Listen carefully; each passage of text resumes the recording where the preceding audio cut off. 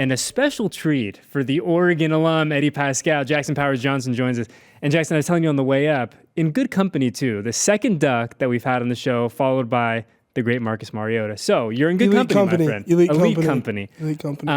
Going back to Sunday, just for a hot second, we heard from AP today, and he was talking about you having to shift over playing center. And he goes, look, Jackson hasn't repped that since. He goes, I think maybe OTAs. Like when you're kind of in the crux and you're in the battle of like, yo, we got to have you move over to center. Like communication wise, like how does that conversation go for you on the sideline?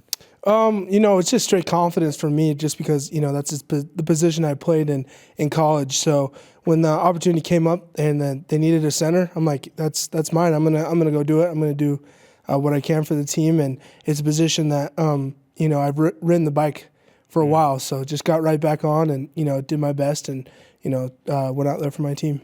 What's the biggest difference, do you think, for you? And I guess it could be any, moving at any position on the line, but doing it in the course of a game as opposed to saying like, hey, we're going to ask you to change, but you're going to have a few days to kind of get ready for it? Honestly, give me the right ahead. Let's go right now.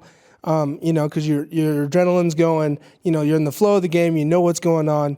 And if you have a couple days, then, you're trying to overthink too much. And, in the game, I just went and I gave it my best, and I just kind of morphed back into what I did in college. So, biggest difference playing center in the NFL as opposed to playing center in college? There's not a lot of big differences. There's always going to be scheme and having to read the defenses more in the NFL. But just as I said, just riding a bike again. So. I was going through all the numbers, and we're now 5 games in a row where you've played 100% of the snaps, right? Where you've gone wire to wire, and I know that all linemen love to kind of have that badge of, yeah, I didn't come off the field, I'm able to do this, that, and the other. But how do you feel physically, right, after 5 games in a row? Now, I mean, that's a nice little chunk of the season of going wire to wire each game. It's tough and it wears on your body, but I'm also building the callus of getting in games, hitting in games, because those first 2 games after, I felt like I went to war. But now I'm starting to feel the callus, I'm starting to feel better, and definitely just leaning on the training staff here and the strength staff here, and doing the right things, being a pro, and getting my body back. So definitely starting to get in the flow of things, and my body's starting to feel pretty good. So you look at this offensive line over the past couple of weeks. You guys have gone against some beast defensive lines, right? I mean, and even in practice, right, going against guys like Max and Christian when he was up, like. Have you had a moment yet where you kind of look over, you think to yourself like, man, like this is the NFL and this is not what we were doing 6 months ago, 8 months ago, 10 months ago, whatever it was? Yeah. You definitely, when they bring up the scouting report and you see those big names, you're like, oh no, I'm playing against those guys. It's not like Madden, like I'm really playing against those guys. So, getting able to, do that and have the opportunity to do that's definitely a blessing. The pressure is a blessing, and You like those moments, and you're excited for those moments, and you get to test yourself. So and again, we talked about the guys that you have on the other side of you every day at practice. You're talking at Max and obviously Christian before he got hurt, and Tyree, and the depth along that group. Yeah. Like, what's the benefit for a young dude like you who's like every single day you're going against like legit dogs in the NFL? Well, it's huge. getting to go against those guys in practice, in meetings, and walkthroughs, it gets you used to that speed, and I like to always say right before we go out, we have Thanos on our team. We got Max Crosby, so, whoever we go against, we've been against the best. So, having him be on our team and, being on our side is such a blessing. And, it's so interesting, too, where I was looking at kind of like the totality of this rookie class, right? And you look at Brock out there every day doing his thing. You're playing a ton of ball. DJ's playing a ton of ball, right? Like, what is the benefit outside of more reps, kind of the cliche, but what is the benefit of having these young dudes like you getting so much burn early in the season like this? It brings a lot of youth and a lot of excitement. You have sometimes that guys have been around the NFL a long time, and, sometimes they get into the monotony of, a season. You got rookies who, this is their first time, they're bringing excitement and, bring a little bit of youth and juice to, an offense and a team. I think it's really beneficial. And on the flip side of that, you have the veterans around to really help us go. And I think it really sets us up for this year and the future. Is there any benefit of almost saying we don't know any better, right? This is the first time we're doing it, and kind of that youthful exuberance, Definitely. You get to learn, you get to see things for the first time. And, as I say, you get to really go test yourself. So being able to do that and have a bunch of guys that have a lot of youth on this team that contribute, I think it's really beneficial for the organization. You know, and again, going back to DJ for a sec, right? Two young rookie linemen. Dylan, a young guy too, right? But like when you look at you and DJ in particular, two rookies out there playing a ton of snaps, getting a ton of burn. Like, what has it been like to kind of be able to look over and say, like, hey, there's a dude just like me, same position as me, kind of going through this for the first time, and we get to kind of go through this adventure together? Well, DJ's done an amazing job, and he's had to go against some, crazy people too. So him being able to do that as a rookie and being able to perform how he's performed and learn how he's learned. Like, I got to tip my cap, and, I have a lot of confidence. I got to play against him, with him, a couple times this year, and to see what he's doing is great, and it gives me a lot of confidence and gives me a lot of, I'd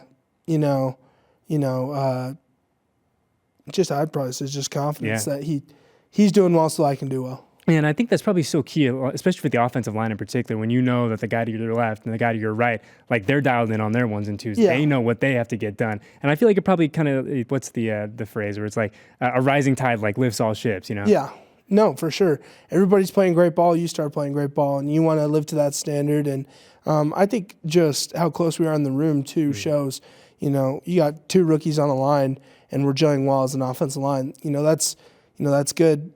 By seeing, the leadership in the O-line room, seeing the veterans really pouring into us, and it just shows really good cohesion and adhesion in the offensive line. You talk about the group gelling together, right? And we've seen some of the fruits of that labor on a game day, right? And I think that if you're the fan base, you just want to see that more consistently, right? Like, we've seen the glimpses of like, oh, wow, like, this is what it can look like. This is what it can be. I know there's not like a magic word or a spell or anything, but like, what do you think the key is to doing that on a more consistent basis for 60 minutes? I definitely think just getting more reps at it and continuing to, ride that wave for sure. And, I think people got to understand, like, this is the NFL. This isn't Pop Warner. You're not going to have a really bad team, then a really good team. You're playing against people who are really good and at the top of their game. So just being able to get cohesion with an offensive line, with a run game, with a pass game, and keep those similar bodies in, I think it's going to really help. I think one of the really cool things about looking at, really, again, like the rookie class in totality, but like you in particular, is kind of this love affair that the fan base has formed with you, right? From day one, that first kind of introductory conference call to fan base, like, this is our guy. Like, this is the kind of dude that we want to embody who we are as a fan base. And it's just kept going since you got here, and obviously playing in games now. Like, what is that like whole aspect of this been like for you to look around and see people wearing the jersey and fired up that you're playing football? I imagine it's got to be pretty cool. No, I definitely think it's super cool, and I think it's really cool for my family and friends to get to see as well, all the support and kind of the fandom of it. And I think really, feeds into us, like, of wanting to put out the best, foot forward and the best team out there for the fans. They're unwavering. The Black Hole shows up every game, and to see that, we just want to give them the best we can. And it's really cool to see, and definitely just blessed that the fans are sometimes great and sometimes a little bit heckly, but I think they're just great fans. So and the next adventure for you guys, obviously, a trip to Cincinnati this upcoming weekend. We heard AP talk this morning, or I guess early this afternoon, kind of about what they do defensively and how good they are and how versatile and a team. And he goes, they're not really. It's not fair to say that they are what their record says at this point, right? When you look at them defensively, like, what kind of stands out to you? I mean, high motor guys that want to play ball, and guys that get after the passer and come hard down on runs too. So it's definitely a great defense to go against and a great defense to challenge ourselves against, and it's another great opportunity. But they love flying around. You can see it on the film. You can see the juice and love they have for ball. I knew, or you knew, I couldn't let you out of here without at least one Oregon thing, right? I love it. So here we go. I'm not going to ask you if our Oregon Ducks will win a national championship, but I will ask you this. For this team to be successful, right, sitting at number 1 in the polls right now, nice little number, but to be successful in through January, what do the Ducks have to do? They just have to be consistent. I mean, they're peaking at the right time. They need to keep going, but, just doing the same things over and over, nothing changes. The opponent's the same. The practices are the same. They're going to go full pads every day, hit hard, just like they're going to do. And if they keep on buying into what their culture is and what Coach Lanning is going to do, they're going to do great things. But blocking the outside noise, keeping the the FIBU mindset. They're gonna keep going, and I'm gonna ride with my Ducks 1,000%. Do you guys really go full pads every day? Every day, man. Jeez. Every day. How bad do you want to be great? Bloody Tuesday. Bloody Tuesday. Yeah, you gotta want it at that point. Yep. Last one for you. The piece of Oregon merch, memorabilia, jersey, whatever. You're like, this is the one. If I only got to keep one thing for my time as a Duck, what are you keeping? Ooh, that's tough. I mean, that's really tough because there's a lot of great stuff. But I'm probably gonna have to go the pink jerseys we wore my sophomore year. Super cool, breast cancer awareness. Definitely kind of just a staple uniform, and so much love and passion that goes into it. You saw this year with the jerseys what they did with Sophia Landing. I think Oregon does such an amazing job. Everyone thinks they got 1,000 jerseys. They want to be flashy, but they're rooted in substance, and they're really dialed in on every little detail. So. Yeah, not too bad for a little team out west, and we're hoping that this team here out west, a little further east, but still west. A little further east. Yeah, a little further east, that you guys will be able to handle business this Sunday. Well, dude, this was such a pleasure. I know it's been a minute since we had you up here. It's so nice to finally get to have this chat. Yeah. Best of luck this Sunday, and go Ducks. Oh, go Ducks, baby. Let's go.